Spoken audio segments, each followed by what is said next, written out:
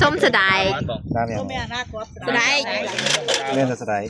Chưa sờ đài cho hơi xanh. Mấy nhà cái trong nhâm krem kia đó. Đài mùi mùi. À đây. Con là cái con nhang đó. Pi. Cái sờ đài. Bà nháo phụ pa quá. Làm đá kia đi. À nẹp đá thế đó. Đá đây hỉ lôi mẹ. Buồn. Mà cái áo rồi. Cả nhà. Chá. Thèm. Ồ nè. Cái đây lôi à? Cái lôi như xôm qua thèm. Cho đi ấy kì. À hay. Đó cô vô. Ăn rồi. Ủa nè. Ba ngày đi chạy phê và chạy cặp pa rồi đó con pa. Pa ăn này. Ăn nữa à? Mày tính vào bia rồi. Mình không nên kẹp gió mẹ. Bị phạt cái hộp với ai đây?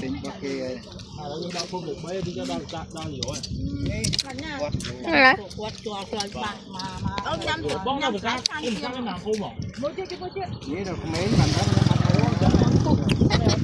Ô, một kia.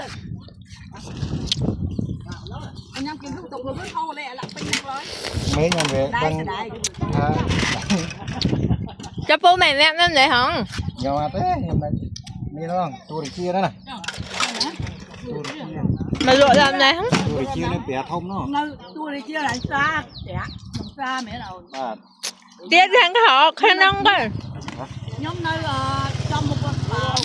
Ồ, nhưng mà tôi đi chia nó quạt ban nó. Con nên nó lại nó dùng quá. Nhưng mà tôi đi chia.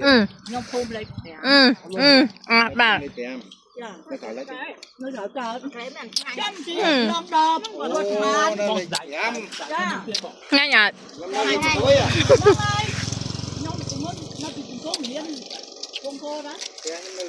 Nghe nhạt. Nghe nhạt.